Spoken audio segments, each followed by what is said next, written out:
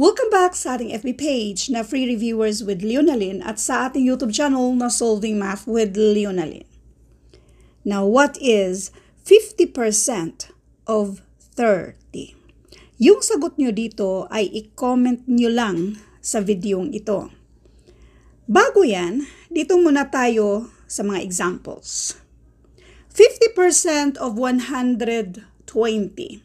Laging tandaan na ang of multiplication ang ibig sabihin yan.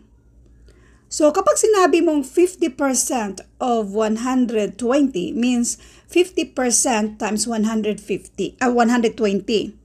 Now, ang pinakasimple lang naman nito, itong 50%, ang ibig sabihin nito ay 50% means 50 per 100. Ang 50 per 100 ay i-list natin yan by finding the greatest common factor, which is 50.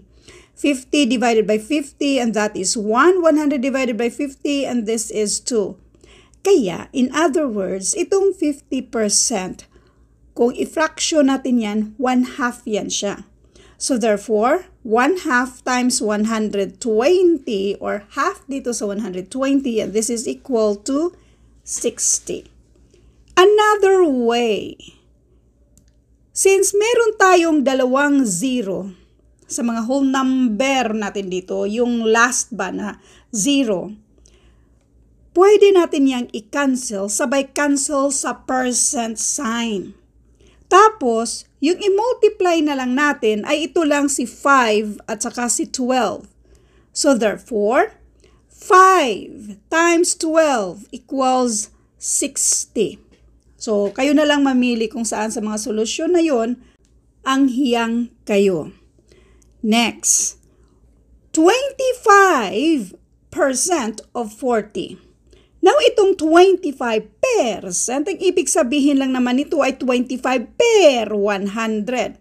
So, ang greatest common factor dito ay 25. Therefore, 25 divided by 25, that is 1. 100 divided by 25, and this is 4. Kaya, itong 25%, ang ibig sabihin nito ay 1/4 kung i-fraction natin siya.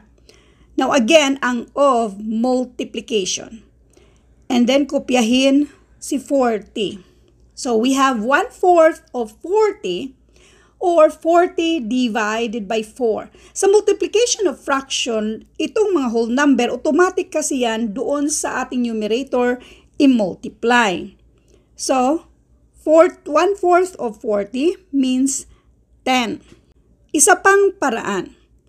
Lahat, as in lahat ng mga merong percent sign, kung i-cancel natin ito, i-move lang natin yung decimal twice to the left side. So, therefore, this is 0.25 at yan yung i-multiply natin sa 40.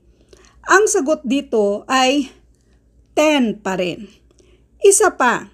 Doon tayo sa i-cancel natin yung 0. Kaso dito, isa lang yung 0. So, kung i-cancel natin yan, sabay cancel sa ating percent sign, kulang pa tayo ng isa. Therefore, yung isang kulang natin, i-move natin yung decimal sa 25. Kaya yung 25 ay magiging 2.5 na i-multiply natin dito sa 4.